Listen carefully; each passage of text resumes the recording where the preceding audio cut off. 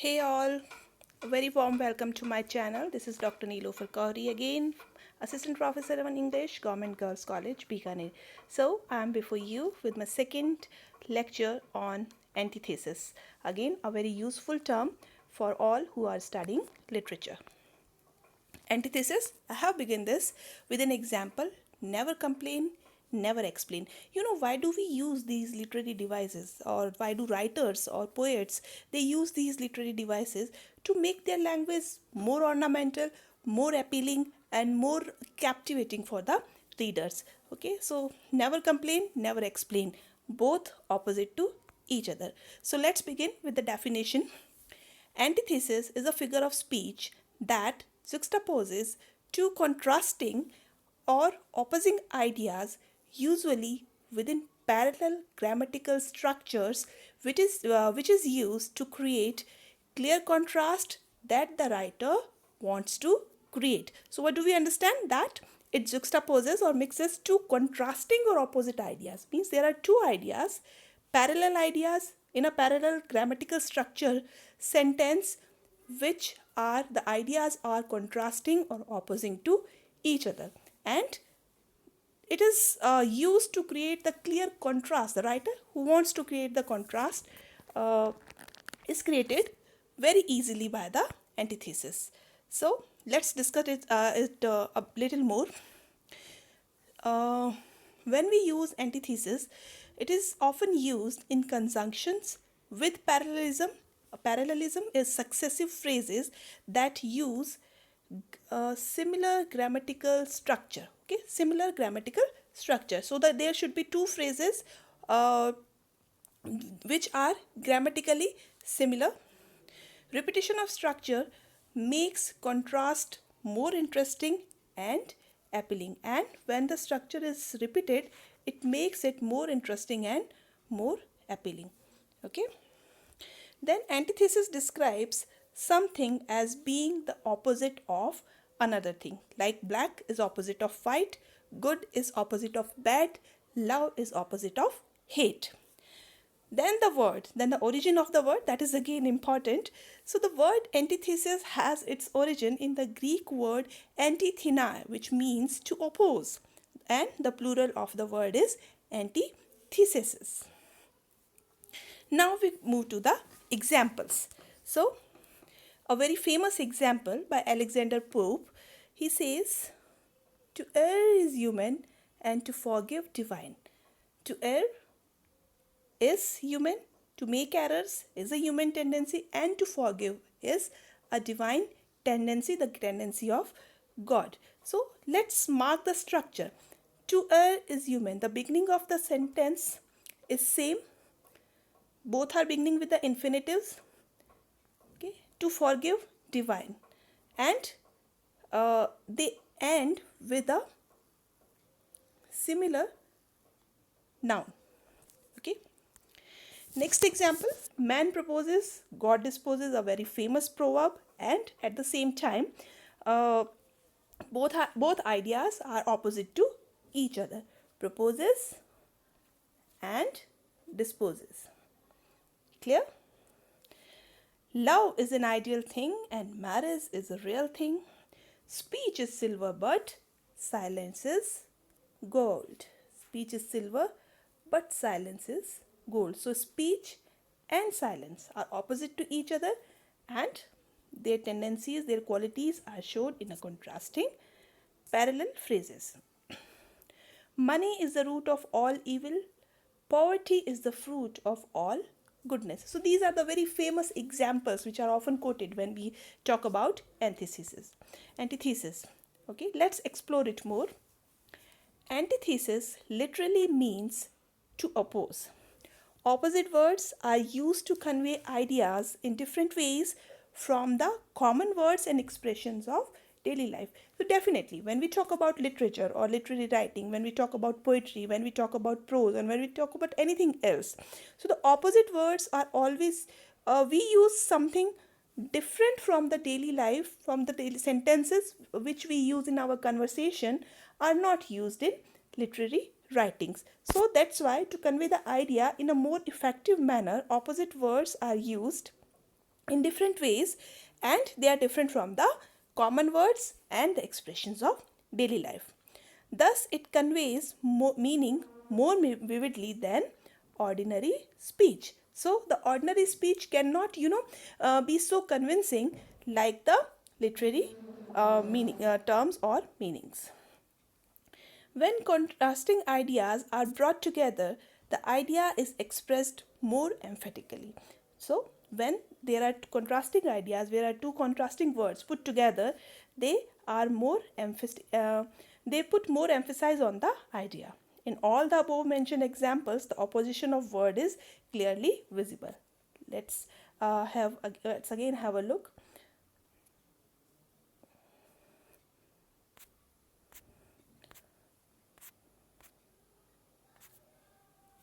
To err is human, to forgive divine.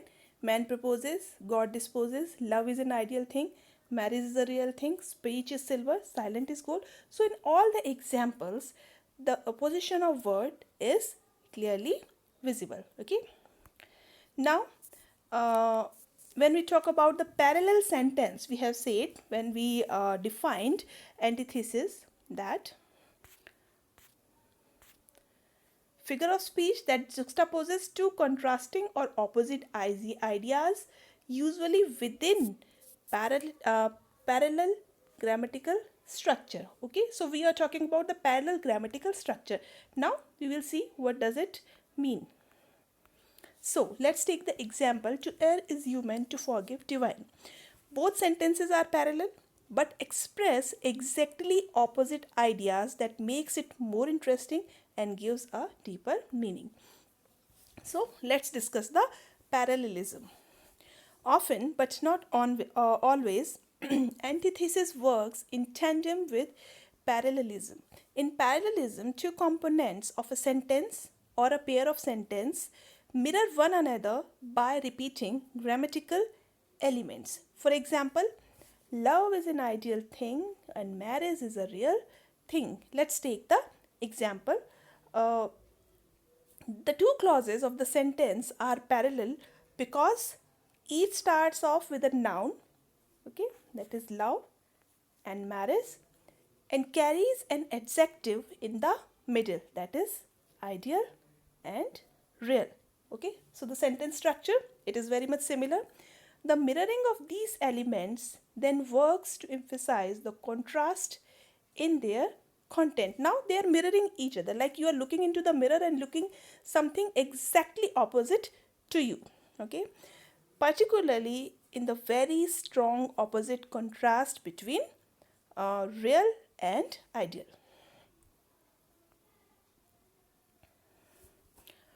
So there can be antithesis without parallelism. For example, it says, when it's cold outside, I have got the month of May.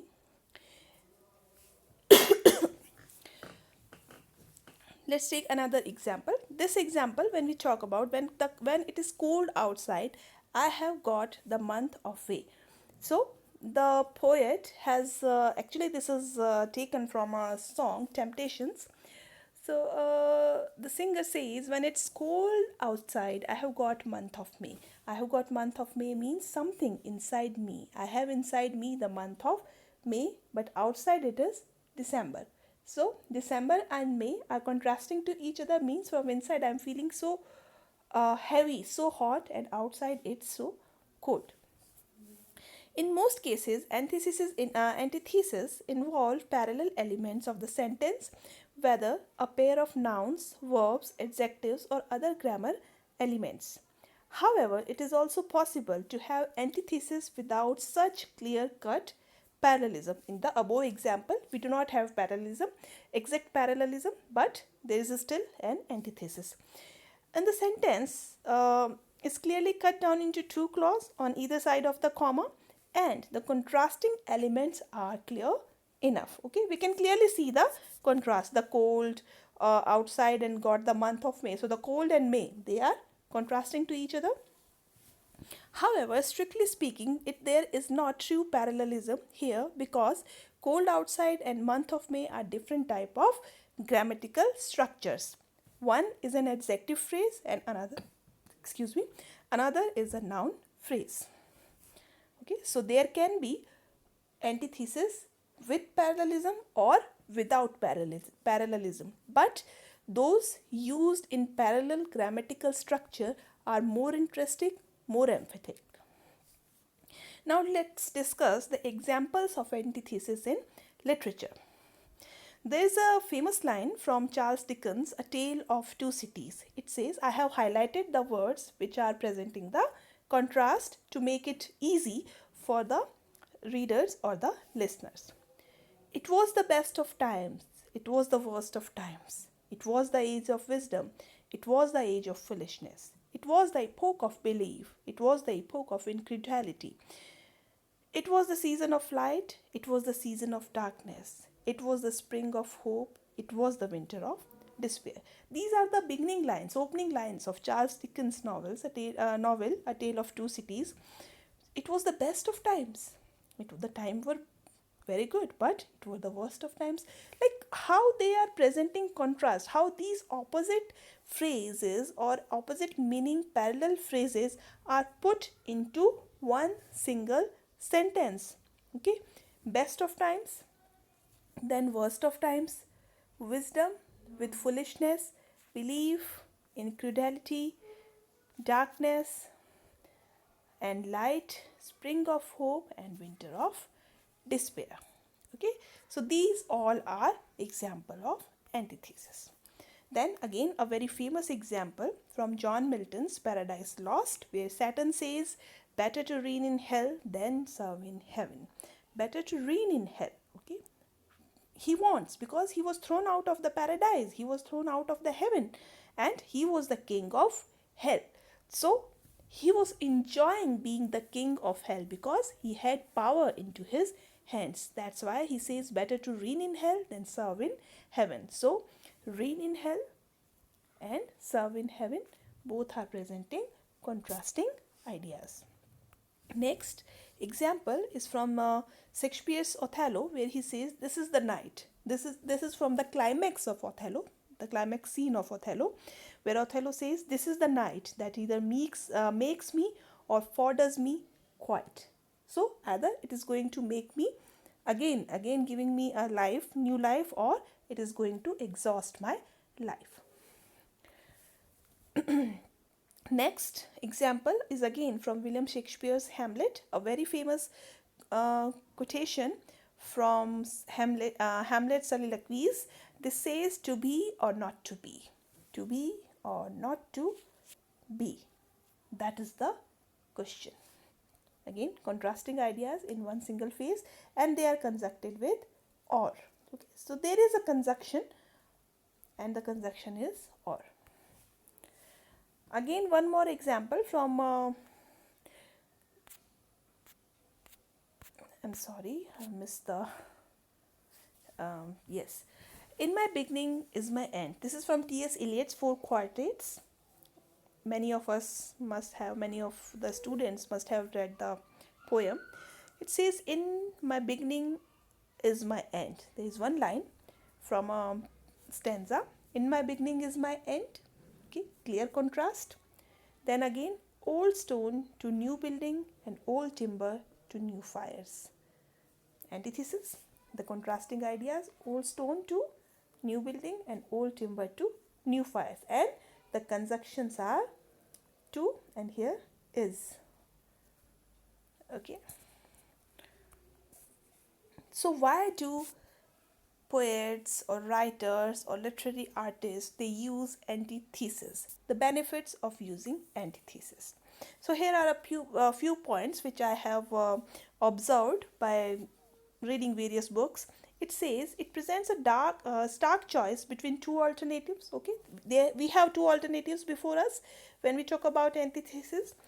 It conveys magnitude or range, that is, in the brightest day, in darkest night, or from the highest mountain to the deepest valley. So how it enhances the meaning, how it makes in the brightest day, in darkest night. If you will we talk about about these things in a simple language, they will not be that appealing. From the highest mountain to the deepest valley. Okay, it expresses strong emotions. Then it creates a relationship of opposition between two separate ideas. So the ideas are totally separate, totally contrasting, totally different, but still it creates a relationship between the two separate ideas. Then it accentuates the qualities and characteristics of one thing by placing it in opposition to another. So the qualities of one thing are accentuated, enhanced, emphasized by placing it into the opposition of another idea, another quality, another characteristic. So when we say black, on one side we use black, on another side we use white. So white will look more white when it is put besides the black. Okay, so ugly will look more ugly when it is put beside the beauty, or beauty will look more beautiful when it is put beside the something ugly object. So in this way it accentuates or it enhances the qualities and characteristics of one thing by placing it in opposition to another. So here is the conclusion.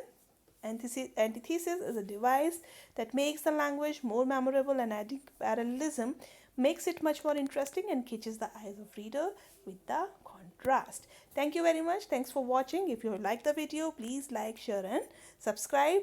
Thanks. Have a good day.